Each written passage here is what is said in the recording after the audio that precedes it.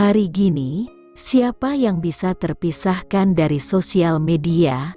Ibarat makan nasi, sosial media sudah jadi makanan pokok sehari-hari masyarakat. Bahkan, sekarang orang lebih suka mencari teman dan bergaul lewat online chatting serta bersilaturahmi via sosial media. Dengan alasan mereka bisa lebih mengeksplor diri dan menutupi kekurangan melalui fasilitas aplikasi online tersebut. Tapi apakah kamu tahu, seberapa banyak predator online yang berselancar di sosial media? Seperti kasus yang akan saya ceritakan kali ini, di mana seseorang telah memanfaatkan sosial media sebagai sarana untuk melakukan perbuatan keji.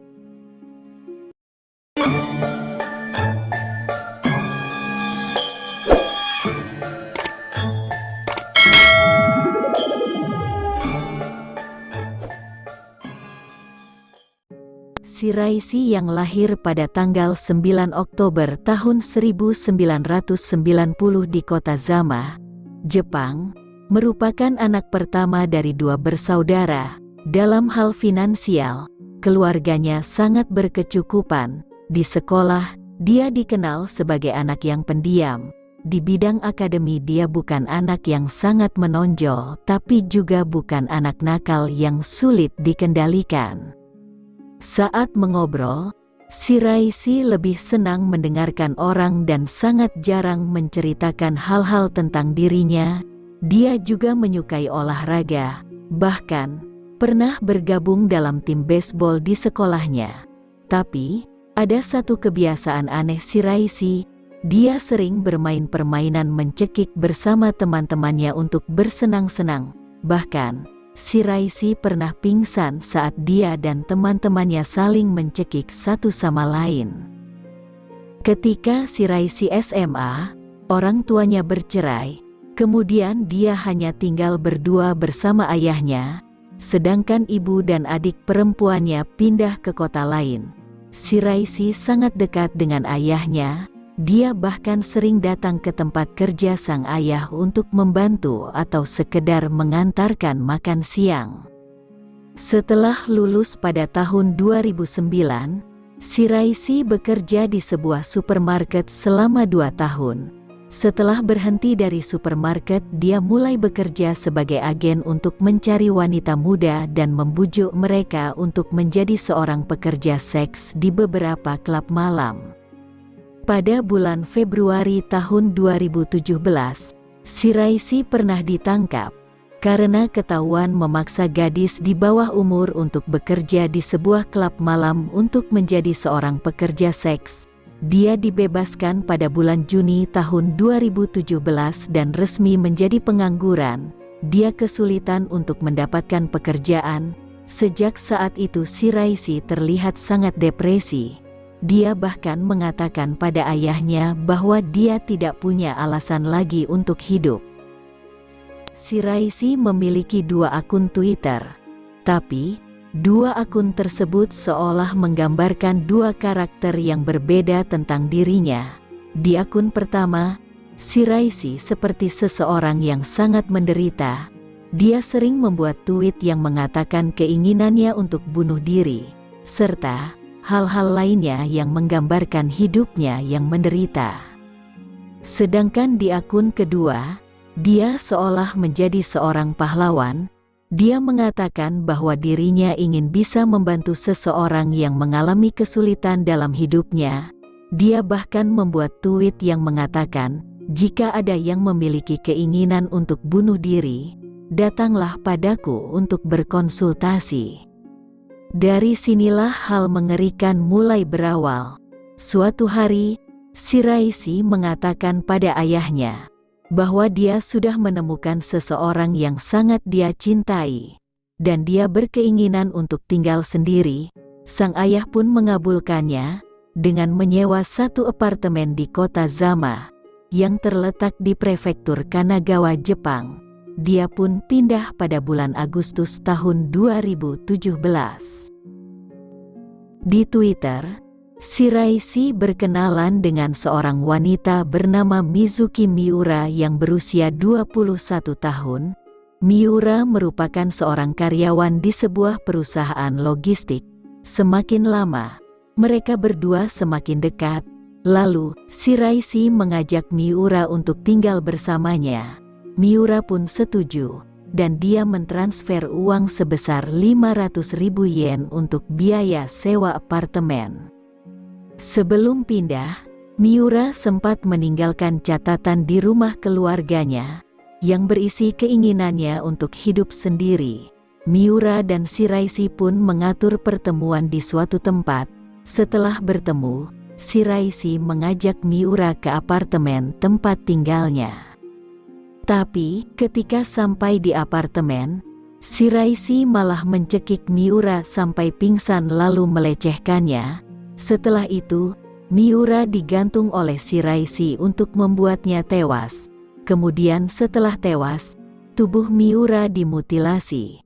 Bahkan, Shiraishi butuh waktu 3 hari untuk membereskan tubuh Miura. Daging dan organ milik Miura dibuang seperti sampah di tempat pengumpulan sampah lingkungan. Sedangkan tulang-tulangnya disimpan di dalam box pendingin di dalam apartemen, agar tidak ketahuan. Beberapa hari setelah kematian Miura, seorang pria bernama Sogo Nishinaka datang menemui Shiraishi untuk menanyakan keberadaan Miura. Sogo mengaku kalau dia adalah kekasih Miura. Dia mengatakan kepada Shiraishi kalau Miura sempat bercerita kepadanya kalau dia akan pindah ke apartemen Shiraishi. Hal tersebut membuat Shiraishi menjadi ketakutan. Dia takut kejahatannya akan terbongkar. Kemudian, Shiraishi pun memutuskan untuk melenyapkan Sogo. Shiraishi meminta Sogo untuk menunggu Miura di dalam apartemennya. Sesampai di dalam apartemen, Shiraishi lalu menyerang Sogo hingga tewas. Shiraishi pun melakukan hal yang sama kepada jasad Sogo, seperti yang dia lakukan kepada jasad Miura. Selain membunuh, Shiraishi juga merampok barang-barang berharga milik korbannya. Pada tanggal 13 September tahun 2017, Shiraishi membunuh perempuan bernama Hitomi Fujima, berusia 26 tahun. Pada tanggal 26 September tahun 2017, Shiraishi membunuh Akari Suda, yang berusia 17 tahun. Menurut ayahnya, anaknya tidak pernah pulang setelah pamit untuk menghadiri acara di sekolah. Shiraishi melakukan 5 pembunuhan lagi setelah itu, di mana semua korban dibunuh di dalam apartemen dan jasad mereka diperlakukan sama. Pada bulan Oktober tahun 2017, seorang pria membuat laporan tentang adik perempuannya yang hilang, bernama Aiko Tamura. Kakak dari Tamura bahkan ikut membantu polisi untuk mencari informasi dengan menghack akun Twitter milik adiknya. Dari akun Twitter milik Tamura, diketahui sebelum menghilang, Tamura sempat membuat tweet yang berisikan keinginannya untuk bunuh diri. Tamura juga sempat mengobrol dengan seseorang yang tidak dikenal melalui akun Twitternya. Bahkan, mereka membuat janji untuk bertemu. Dari informasi itu, polisi mulai memeriksa rekaman CCTV di sekitar tempat pertemuan yang dimaksud, dan terlihat seorang pria yang sedang mengobrol dengan Tamura. Mereka terlihat berjalan bersama menuju ke suatu tempat. Polisi serta kakak Tamura pun mulai mencari informasi tentang pria yang bersama Tamura. Saat itu diketahui, pria itu bernama Takahiro Shiraishi, yang tinggal sendirian di salah satu apartemen di kota Zama. Tepat tanggal 31 Oktober tahun 2017, polisi datang dan menanyakan keberadaan Aiko Tamura pada Shiraishi.